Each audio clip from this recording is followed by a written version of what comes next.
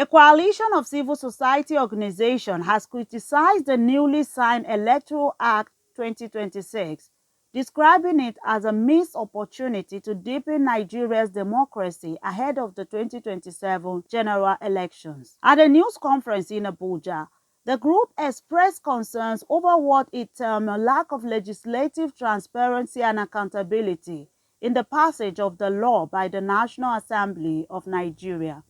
According to them, debates on key clauses were abruptly concluded, limiting robust scrutiny of provisions they consider critical to electoral integrity. The Electoral Act 2026 that has now been signed into law is a missed opportunity for the transformative electoral reform that Nigeria requires and Nigeria's citizens deserve. At a time when public confidence in election remains fragile, this law should have decisively strengthened transparency, eliminate ambiguities, and deepen safeguards against manipulation. Instead, it creates more vulnerability in the electoral process. The group also expressed disappointment that presidential assent was granted despite protests and appeals from stakeholders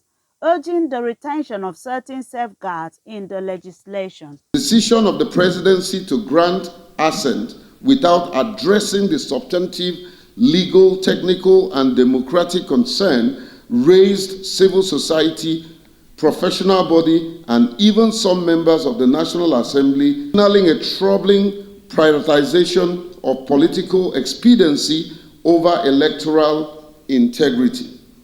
Electoral reform should be guided by broad consultation and consensus, not compressed timeline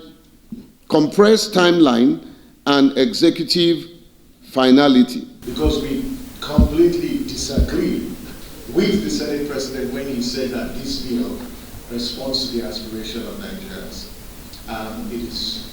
It is not true. Because the handwriting is clearly on the wall.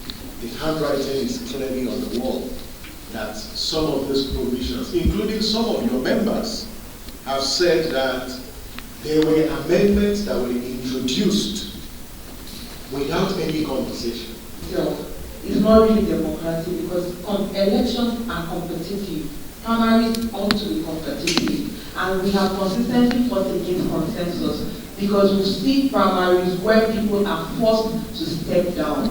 Written consent can be under duress. Also present at the briefing was the spokesperson of the House of Representatives, Honorable Akin Rotimi, who shed light on some of the political and procedural intrigues that characterized the amendment process. I'm going to take this feedback, and that's why this sort of engagement is very, very useful. You know, we're going to take this feedback back to the leadership of the House, back to the House Committee on Electoral Matters, that oversight of INEC, we want to see. We've heard that the IREV machines are able to operate without internet or without, connectivity at any point. We want to test it. And we're not going to do this alone. We invite media, we invite civil society. We're going to be involved in that process because what the National Assembly wants, what the House of Representatives wants, is that every outcome of elections at the polling units counts just as Nigerians have expressed. That is what we want. We'll commit to that process that we'll continue to carry out those oversight functions to ensure that INEC is held to account to,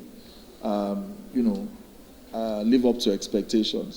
Despite their criticism, the CSOs acknowledged several positive provisions in the new law, like the introduction of downloadable voter cards, aimed at reducing voter disenfranchisement, disability-inclusive voter registration with data disaggregated by disability type, and stricter penalties for result falsification, including a minimum 10-year jail term for returning officers found guilty of deliberately altering election results.